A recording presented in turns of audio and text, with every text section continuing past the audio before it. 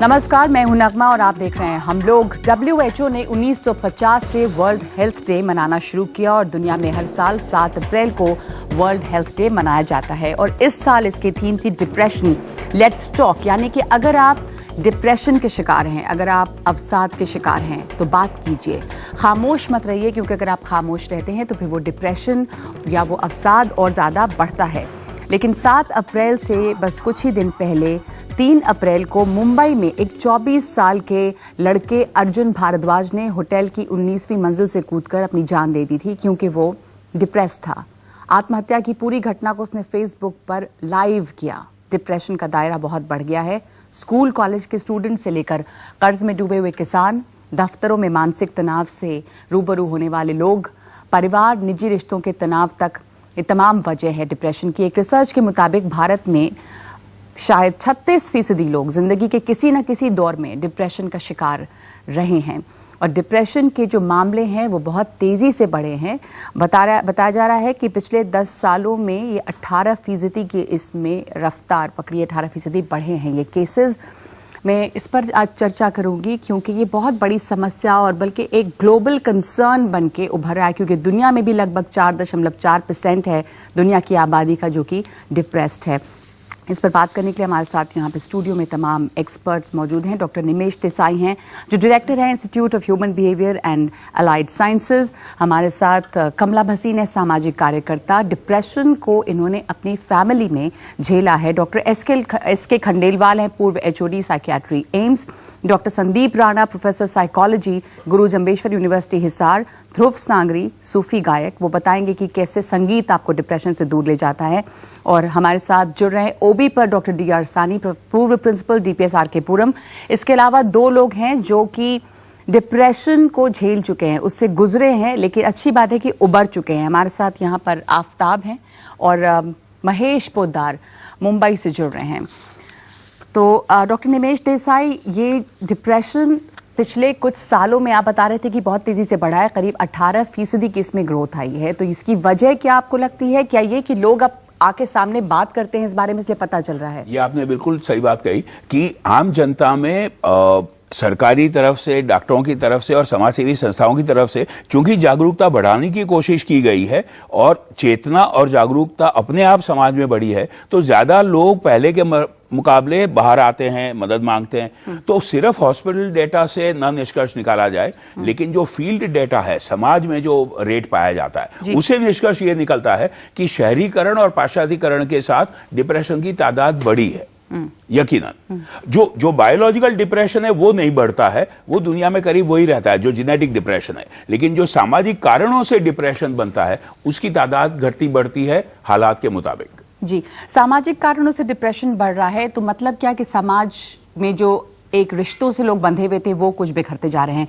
कमला जी, आपने अपने घर में इस चीज को देखा है, तो आप हमें अपने बताएंगी तजुर्बा कि ये जिस तकलीफ को आपने झेला उसको कैसे, उससे आप गुजरी हैं?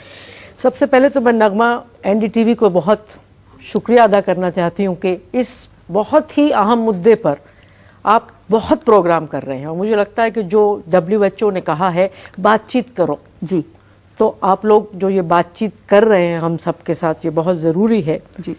इस बीमारी ने मेरी ज़िंदगी में तो जो खलबली मचाई है वो इस ज़िंदगी में तो वो मिटेगी नहीं।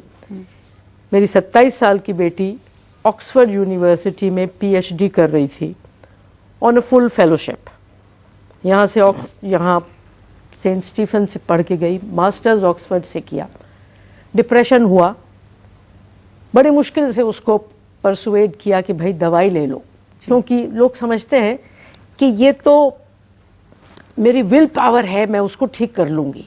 जी, उसने दवाई लेना शुरू किया, उसके बाद वो ठीक हो गई और उसने दवाई लेना बंद कर दिया। और पहली ही कोशिश में वो लंदन में थी और वो कामयाब हो गई अपनी जिंदगी लेने में। और आप अंदाजा लगा सकती हैं कि वो मेरी सबसे बड़ी बेटी थी, तो मैं उसके साथ जूझ रही हूँ। और एक बहुत बड़ी मुश्किल होगी कि वो लंदन में थी और आप यहाँ थी जी। परिवार तो हाँ। वो जो हमने बात की कि परिवार का साथ या बातचीत हाँ। करना, वहाँ दोस्त होंगे लेकिन वो अपनापन या जो एक सुकून होता है परिवार हाँ। के साथ रहने का, शायद वो नहीं रहा होगा। मुझे नहीं लगता कि उसके साथ कुछ ऐसा था। उसका एक बहुत ही खूबसूरत रिश्ता था। जी। वो अपनी पीएचडी में एक्सीलेंस उसने उस साल लिया। लेकिन जैसा अभी निमेश भाई ने बताया कि इसमें दो चीजें बहुत होती हैं, एक होता है सोशल रीजन और दूसरा है बायोलॉजिकल जेनेटिक।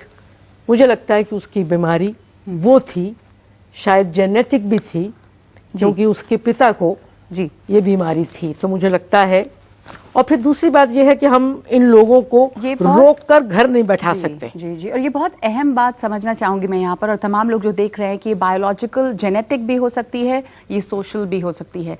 तो जेनेटिक और जो सोशल, उसमें डिफरेंस कैसे आप समझ पाते हैं? और दूसरे कि हम लोग बहुत लूजली इस शब्द को इस्तेमाल करते हैं। हल्की सी भी बात होती है तो लोग कह देते हैं मैं डिप्रेस्ड हूँ, आज डिप्रेस्ड हैं, उदास महसूस करते हैं तो डिप्रेस्ड है। उदासी में और डिप्रेशन में फर्क क्या है, और इन दोनों का फर्क होगा कैसे कि सोशल है या बायोलॉजिकल है?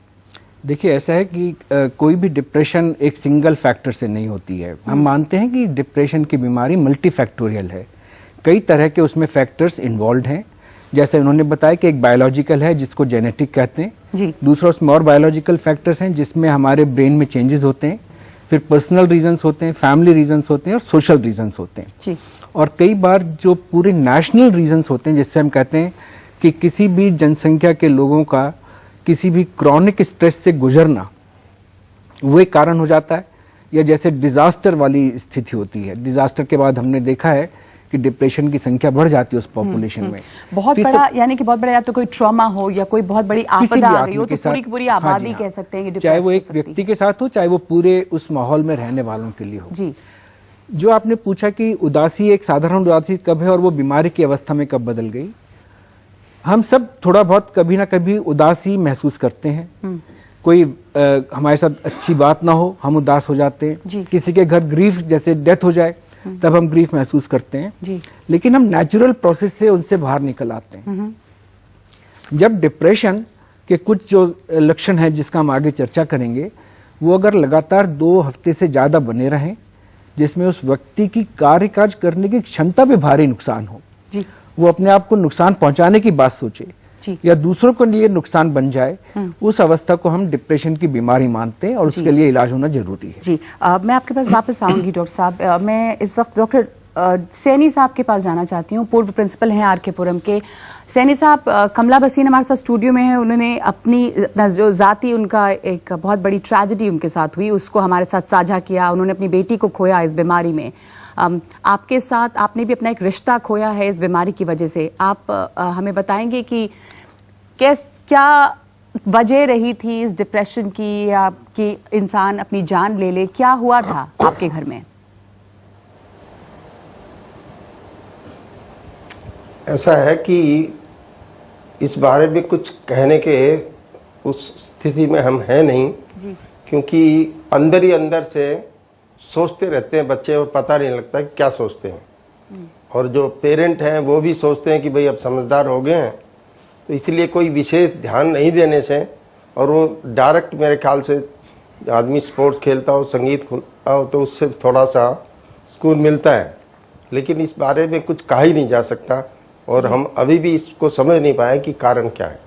जी जी। आप महेश भी हमारे साथ मुंबई से जुड़ रहे हैं। महेश, आपके साथ ये पहले एक तो बात ये है कि जो मेंटल हेल्थ या डिप्रेशन, इसको लोग समझते ही नहीं थे। मेंटल हेल्थ का मतलब कि या तो कोई अपना दिमागी बैलेंस खो बैठा हो, बस यही समझते थे दिमागी बीमारी का मतलब। पर ये, और डिप्रेशन या उदासी, अवसाद, ये सब बहुत मामूली चीजें थी, लेकिन लोगों की जान जा रही है इस वजह से। ये इतना गंभीर रूप ले रही है, ये समझना ये बहुत अहम है। इसलिए हम चाह रहे हैं कि जो लोग इससे गुजरे हैं, अगर वो सामने आकर बात करें तो बाकी लोग जिनमें कहीं ये बीमारी पनप रही होगी, उनको इससे कुछ राहत मिलेगी, वो समझ पाएंगे। तो महेश, आप हमें बताएंगे आपके साथ क्या हुआ? मैडम, आपका कहना बिल्कुल सही है। जो लोग इस दौर से गुजर चुके हैं या जिन्होंने डिप्रेशन को भोगा है जी, वो अपने एक्सपीरियंस अगर शेयर करें, दूसरों से बताएं, तो हो सकता है कि कुछ लोग उनसे शिक्षा ग्रहण करें और आगे होने वाली समस्या का समाधान निकल सके। मेरी एक बेटी थी, मिनी, एक ही इकलौती बेटी थी जिसको मैंने खो दिया है। उसने सुसाइड किया। उसके सुसाइड के कई कारण, जैसे डॉक्टर साहब ने बताया कि एक कारण नहीं हो सकता, कई कारण हो सकते हैं, लेकिन उसको सबसे ज़्यादा स्ट्रेस था जो हम समझ पाए as a parent, exam results का। एग्ज़ाम सभी बच्चों के हो चुके हैं, इसके बाद में रिजल्ट्स आएंगे जून में। वो जिस कॉलेज में अपना एडमिशन चाहती थी उस कॉलेज में उसका एडमिशन नहीं हो पाया और कुछ मार्कों से उसका एडमिशन नहीं हुआ। हालांकि उसने बहुत अच्छा स्कोर किया था, लेकिन जो वो चाहती थी वो स्कोर वो कर नहीं पाई। तो ऐसे भी बहुत सारे केसेस हैं जो कि बच्चे अच्छे स्कोर करते हैं फिर भी वो नहीं चाहते कि हम एक लेवल तक पहुंच, उनका एक अपना खुद का मापदंड होता है, उस मापदंड पे वो खड़े नहीं हो पाता, एग्ज़ाम के रिजल्ट्स उसके अनुसार नहीं आते हैं। तो उस केसेस में जो इस तरह के जो बच्चे होते हैं जिनके के हाई एक्सपेक्टेशंस हैं और वो कुछ मार्कों से या कुछ इससे रह जाते हैं, उस केस में वो अपने आप को एक डिफीटेड फील करते हैं कि हम एक फेल हो गए हैं। उस तरह का उसका एक सोचना रह गया था मिनी का। हालांकि बहुत अच्छे मार्क थे, फिर भी मिनी ने इस तरह से सोचा और उसने एक गलत रास्ता अपनाया। मुझे खुद इसके बारे में बहुत कुछ पता नहीं था उसके होने के सुसाइड के पहले, लेकिन जब हो गया तब मैं सबसे यही क्वेश्चन कर रहा हूँ कि भैया हमें बताइए कि हमने क्या गलती की। हम अपने इकलौती संतान को हम खो चुके हैं। हमारी इतनी अच्छी एक ही इकलौती संतान थी जिसकी हम सब तरह से मदद करना चाहते थे, लेकिन हम मदद नहीं कर पाए। It was a cry of help जो ये कहते हैं। उसने कई अच्छी अच्छी कविताएं लिखी हुई है, उसमें से एक कविता मैं चाहता हूँ कि आप लोग सब सुने यहाँ पर, जिससे कि एक मालूम पड़ेगा मानसिकता क्या होती है एक डिप्रेस्ड बच्चे की। ये एक कविता उसने लिखी है, इंग्लिश में है हालांकि, एग्जाम्स पर। क्या एक the best thing in the world if ever it was to be, it would be no exams, oh we would feel so free. Then we wouldn't be forced to study for days all together without playing with our friends or even enjoying the good weather. इसके बाद में वही कविता है, मैं ज़्यादा समय नहीं लूँगा आपका, लेकिन मैं ये कहना चाहता हूँ कि इसके लक्षण होते हैं डिप्रेशन के, जो कि आम जनता को शायद इतना पता नहीं है। हमारे शिक्षक हैं, हमारे प्रिंसिपल्स हैं, स्कूल्स हैं, कॉलेजेस हैं, उनमें भी इन लक्षणों की ओर ध्यान नहीं दिया जाता। मैं खुद इस लक्षणों को नहीं समझ पाया जी। बहुत आपका मैं शुक्रिया अदा करना चाहूंगी कि आपने इस कविता को और भी तजुर्बे को साझा किया। मैं वापस आऊंगी आपके पास, पर जो आप बात आपने अभी कही, मुझे उससे डर लग रहा है, क्योंकि एग्जाम्स को लोग पेरेंट्स माँ बाप समझाते हैं बच्चों को कि कोई बात नहीं है, पढ़ लेंगे, पर अगर वो दिमाग में इतना असर कर जाए कि कोई अपनी जान दे देता है, तो मैं समझना चाहूंगी कि इस तरह का खौफ पैदा हो सकता है, इतना डर रहता है बच्चों को। इसकी वजह ये थी, किसी और की वजह कुछ और हो सकती है। महेश जी कह रहे हैं कि वजह हम समझ नहीं पाए, माँ बाप बहुत हेल्पलेस होते हैं। कमला जी के साथ कुछ और होगा, सैनी साहब के साथ कुछ और होगा, कि क्या वजह, आप कहाँ गलत कर रहे हैं, इसको समझे कैसे, क्या सिम्टम्स दिखते हैं। नगमा जी, मैं इस बारे में दो बातें कहना चाहता हूँ।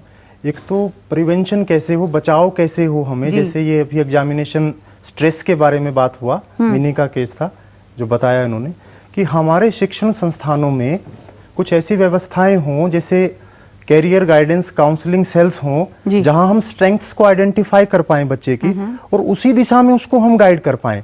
जब तक हम उसकी यूनिकनेस आइडेंटिफाई नहीं कर पाएंगे, स्ट्रेंथ आइडेंटिफाई नहीं कर पाएंगे, हम उसको बेहतर गाइडेंस नहीं दे सकते।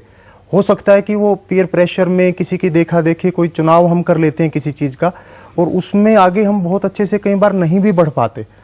दूसरा ये है कि जो साइकोलॉजिकल काउंसलिंग सेल हैं, मतलब एकेडमिक इंस्टीट्यूशंस में, स्कूल, कॉलेज, विश्वविद्यालयों में हमने एक सर्वे किया आरटीआई के माध्यम से पूरे देश में 300 इंस्टीट्यूशंस का वो सर्वे था।